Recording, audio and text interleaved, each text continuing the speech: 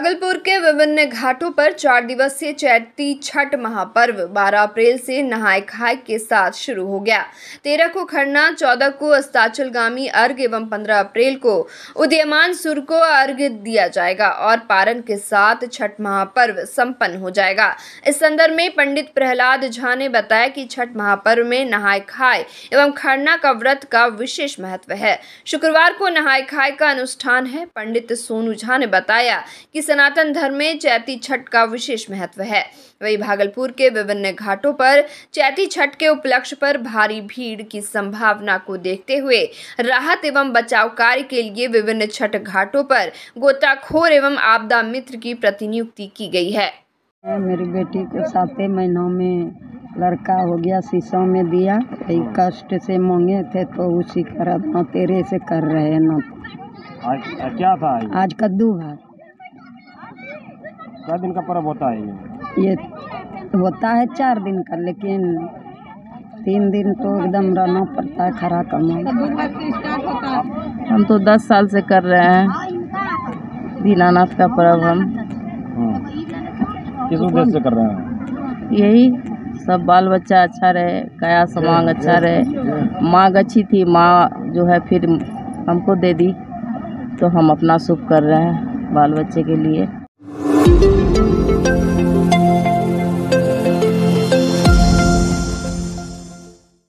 भागलपुर जिले में अब ऑनलाइन चालान की सुविधा कर दी गई है। लगभग सभी चेक पोस्ट पर डिजिटल मशीन से भी चालान काटा जा रहा है। ऐसे में पुलिस के अतरंगी कारनामे भी सामने आ रहे हैं।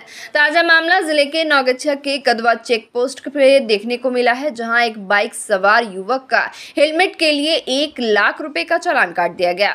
जब इसको लेकर पीड़ित युवक रजाबुल से बात की गई तो उसने बताया कि मेरा घर मधेपुरा जिले के चौसा में पड़ता है, वहां से मैं आवश्यक कार से नौगछिया जा रहा था। तभी कदवा चेक पोस्ट के समीप वाहन की चेकिंग चल रही थी। इस दौरान उन्होंने बिना हेलमेट पहने गाड़ी चलाने का चालान काट दिया, जिसका उचित जुर्माना 1000 रुपए बनता है, लेकिन मेरा 1 लाख का चालान काट दिया गया। अब इसको लेकर वे कभी भागलपुर डीटीओ ऑफिस तो कभी चेक पोस्ट का चक्कर लगा रहे हैं। कदवा थानेदार रणधीर कुमार ने कहा कि इसको जल्द ही सुधार करवा लिया जाएगा। कदवा थानेदार रणधीर कुमार सिंह ने वरीय पुलिस अधीक्षक को चिट्ठी के माध्यम से जानकारी दी। उसमें उन्होंने टेक्निकल इशू की वजह से ऐसी गलती होने की बात कही है। सर, हम जा रहे थे इमरजेंसी में नौगछिया, उसके बाद हेलमेट नहीं था। ये चालान के लिए पेपर मंगाए, पेपर घर पे भूल गए थे। पेपर जो है मंगाए तो 1 पेज देख लिया, उसके बाद फिर भी बोला कि चालान काट दो। ठीक है, उसके बाद दूसरा तीसरा पेज ये देखा ही नहीं मैडम, वो चालान कर दिया 1 लाख का। 1 लाख का? जी, 1 लाख का चालान कर दिया। ये हेलमेट नहीं था, हेलमेट नहीं, पेपर घर पे भूल गया था। इंश्योरेंस नहीं था गाड़ी का साथ में, ठीक है, लाइसेंस नहीं था ड्राइवर। 1 लाख रुपए चालान कर? जी, 1 लाख का चालान कर दिया। कहाँ घर हुआ आपका? चंदा। क्या कहाँ रहे थे आप? नौगछिया जा रहे थे सर, इमरजेंसी में। अभी क्या हुआ है? अभी जब मधेपुरा गए थे, बोले थे कि डीटीओ ऑफिस से बात करने के लिए, तो मधेपुरा में फिर बोला कि वहाँ जाओ कैंप पे, जहाँ चालान हुआ है, काटा है, वहाँ से चालान एक तो ये बना के देगा आवेदन, वो भागलपुर डीटीओ ऑफिस में देना है। तो वहाँ पे जब गए तो एक फॉर्म दिया निकाल के, बोला फिर कि जाओ कैंप पे जहाँ पे चालान कटा है, वहाँ पे वो खुद ही फॉर्म भर के वो एसपी साहब के पास जमा करेगा। उसके बाद उसका जहाँ लॉगिन आईडी होगा वहाँ पे जमा करेगा।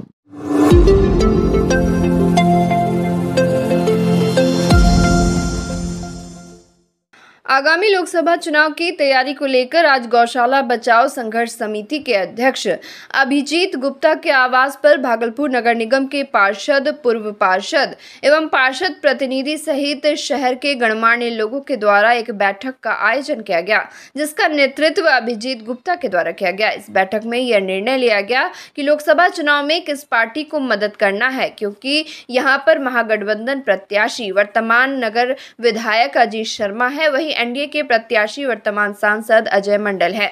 अभिजीत गुप्ता ने कहा कि भागलपुर में ना ही अजय मंडल के द्वारा विकास किया गया है और ना ही नगर विधायक अजीत शर्मा के द्वारा, इसलिए हम लोगों के पास एकमात्र विकल्प नोटा ही है। आगे उन्होंने कहा कि अभी बैठक में यह निर्णय नहीं लिया गया है कि किस पार्टी को मदद करना है, इसका भी निर्णय जल्द ही हम लोगों के द्वारा ले लिया जाएगा। आगे उन्होंने कहा कि यदि यही रवैया यहाँ के उम्मीदवार के साथ रहा तो हम लोगों के पास एकमात्र विकल्प नोटा है। मौके पर नगर निगम के पार्षद संजय सिन्हा, पार्षद प्रतिनिधि दीपक शाह, पंकज कुमार, उमर चांद, धीरज सहित कई लोग मौजूद थे। आज का बैठक था कि लोकसभा का जो चुनाव है, इस चुनाव में हम लोग ऐसे जनप्रतिनिधियों को चुनाव जिताकर भेजें जो भागलपुर की आवाज़ लोकसभा में जाके गूंजे और हम लोगों की समस्या का निष्पादन हो और हम लोग अपनी जनप्रतिनिधियों को एक मजबूत जनप्रतिनिधि के रूप में बनाकर भेजें। यही उद्देश्य था आज के बैठक का। क्या निर्णय हुआ सर बैठक में? निर्णय ये हुआ कि पहले हम लोग सारे पार्षदों के बीच अभी तक जो जनप्रतिनिधि के रूप में लोकसभा का उम्मीदवार हुआ है वो आज तक हम लोगों के पास वार्ड पार्षदों से संपर्क स्थापित नहीं किया है। यह बड़ा दुर्भाग्य की बात है, जबकि हम लोग भी एक छोटे जनप्रतिनिधि हैं और दिन भर भागलपुर शहर में अपने वार्ड के विकास की चिंता करते रहते हैं और लड़ाई लड़ते हैं नगर निगम में। लेकिन लोकसभा से कौन उम्मीदवार बन के जाएगा, यह चिंता की विषय है। हम लोग चिंतित हैं कि उम्मीदवार आज तक हम लोगों से संपर्क स्थापित नहीं किया और जो भी संपर्क स्थापित करने का काम करता है वह जनप्रतिनिधि डायरेक्ट नहीं, भाया मीडिया से। जबकि हम लोग चाहते हैं कि वैसा प्रतिनिधि के बीच सारे पार्षद बैठे अपनी बात को रखे। अगर वो बात नहीं सुनेंगे हम लोगों का तो हम लोगों के पास एक दूसरा ऑप्शन है जिसका नाम है नोटा। वह नोटा में हम लोग वोट करने के लिए आह्वान करेंगे अपने अपने वार्ड के जनता को। जबकि हम लोग चाहते हैं कि सत्ता पक्ष का ही हमारा सांसद हो, लेकिन सत्ता पक्ष के सांसद अभी तक हम लोगों से नहीं मिला है। यह दुर्भाग्य है। लोकसभा चुनाव जल्द पास में है, उसको लेके चर्चा था। शहर के गणमान्य पार्षद, हारे हुए पार्षद, जीते हुए पार्षद, लमसम 35-40 पार्षद के साथ आज हमने मीटिंग किया। मीटिंग में यही निर्णय लेने का कोशिश किया गया है कि अच्छे सांसद जो भागलपुर में विकास करे। आज तक भागलपुर में कोई विकास अच्छा से नहीं हुआ है, ये लोग भी जानती है, भागलपुर की जनता भी जानती है। इसको लेके हम लोग ने एक बैठक किया कि एक आने वाला जो चुनाव है, महापर्व, उसमें एक अच्छा लोकसभा सांसद हम लोग चुन के भागलपुर से भेजें। इस पे चर्चा चल रही है। शहर के गणमान्य लोग, पार्षद लोग, पूर्व पार्षद लोग, सारे लोग उपस्थित हैं यहाँ पे, जो आप लोग देख सक रहे हैं। इस पे अभी चर्चा चल रही है। नहीं कैंडिडेट कोई समझ में आएगा तो लोटा में जाएगा।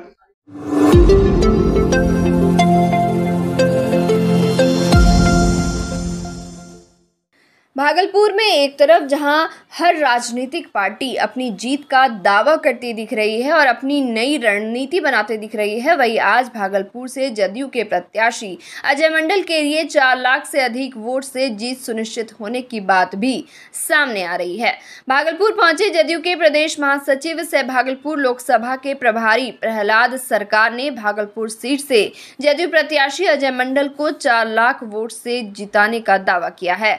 उन्होंने कहा कि भागलपुर लोकसभा सीट पर अजय मंडल का किसी से मुकाबला नहीं है। देश के प्रधानमंत्री और बिहार के मुख्यमंत्री नीतीश कुमार के कार्यों को देखते हुए एक बार फिर से भागलपुर की जनता नरेंद्र मोदी को प्रधानमंत्री के पद पर देखना चाहती है। कहीं कोई मुकाबला नहीं है सर, मुकाबला का प्रश्न ही नहीं उठता है। अजय मंडल जी हमारे जो एनडीए के प्रत्याशी हैं, हमारे आदरणीय प्रधानमंत्री नरेंद्र मोदी जी के प्रत्याशी, हमारे मुख्यमंत्री नीतीश कुमार जी के प्रत्याशी, चिराग पासवान जी के प्रत्याशी, उपेंद्र कुशवाहा जी के प्रत्याशी और जीतन राम मांझी जी के प्रत्याशी। आप खुद सोच सकते हैं इन नेताओं का कद कितना बड़ा है और समाज में कितनी पकड़ है। जिस प्रकार से काम आदरणीय प्रधानमंत्री जी ने देश के लिए किया है और पूरे बिहार के लिए जिस प्रकार से हमारे आदरणीय नेता नीतीश कुमार जी ने किया है और तमाम जो हमारे घटक दल जो साथ चल रहे हैं, इससे स्पष्ट है जो हम लोग सिर्फ 26 की ही तैयारी नहीं कर रहे हैं, हम तो काउंटिंग की तैयारी कर रहे हैं। और ये पूरा विश्वास है भागलपुर की जनता को कि पुनः लोकसभा के प्राचीर से हमारे देश के आदरणीय यशस्वी प्रधानमंत्री श्री नरेंद्र मोदी जी फिर जो है झंडा फहराएंगे।